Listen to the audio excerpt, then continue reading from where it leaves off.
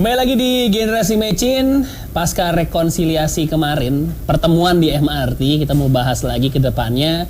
Ada beberapa pendukung yang kecewa. Masih dari Bruschetta Restoran di Hotel Borobudur bersama Kang Pipin dan Mbak Hesti. Saya mau nanya straight ke Kang Pipin dulu berarti ya. Kang, banyak pendukung yang kecewa mungkin karena mungkin terlalu fanatik, terlalu jor-joran kemarin membela pihak 02 saat itu. Akhirnya dengan pertemuan kemarin justru kecewa kok endingnya tidak sesuai harapan gitu. Nah, menurut Kang Pipin sendiri gimana Kang? Menyelesaikan yang di grassroots gitu Kang? Jadi saya kira kecewa itu bagian dari HAM ya, hak asasi manusia. Ya. Yang tidak boleh adalah kecewa kemudian melahirkan dendam, balas dendam, kemudian menimbulkan kekerasan dan kemudian melahirkan chaos.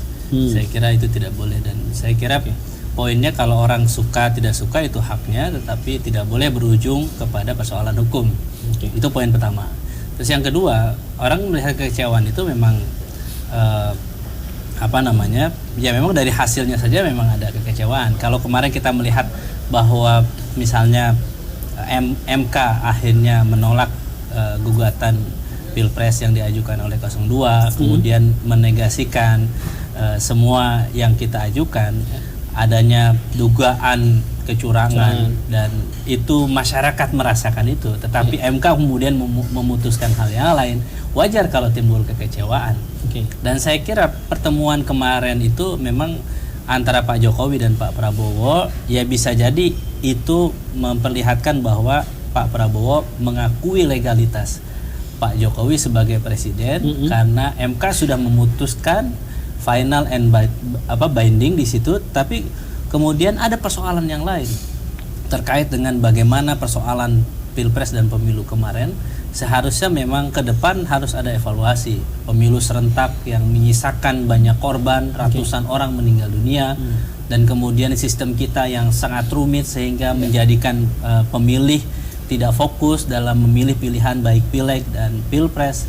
Dan juga ini yang terpenting bagi kita ke depan adalah ya saya kira terkait dengan adanya batas ambang batas minimal 20% pencalonan Pilpres ke depan sehingga melahirkan dua kubu, dua paket calon ini. Saya kira ini menjadi pelajaran. Ke depan sebaiknya memang 0%, tidak perlu ada batasan itu sehingga nanti tidak ada lagi kubu A, kubu B, tetapi nanti ada pilihan-pilihan yang lebih banyak sehingga pembelahan yang ada di masyarakat itu bisa dikurangi.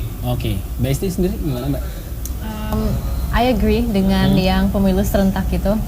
Kenapa? Karena saya merasakan di waktu saya kampanye kemarin. Waktu itu dapil berapa Mbak Esti? Saya dapil 10, jadi mewakili, alhamdulillah mewakili masyarakat Gresik dan juga Lamongan.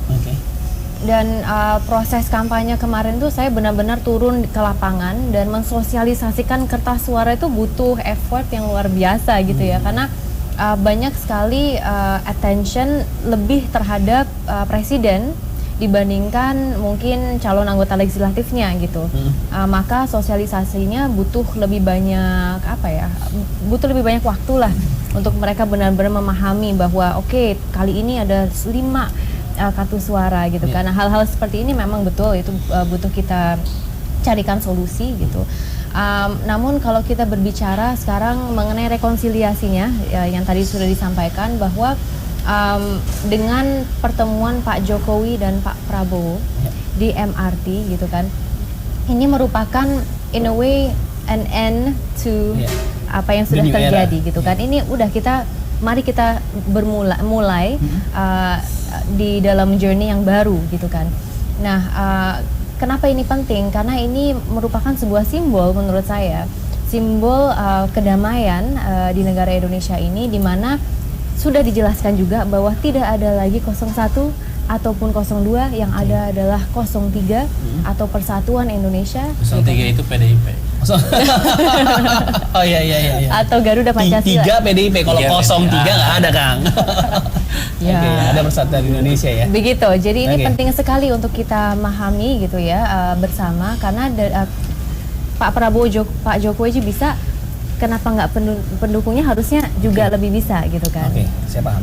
Habis itu kita masih ada satu segmen lagi, kita mau bahas dari pihak oposisi yang diwakili oleh PKS dan Golkar juga, dari yang mungkin akan yang sudah pasti mungkin ya bergabung dengan pemerintahan 5 tahun ke depan, apalagi nih yang akan direncanakan.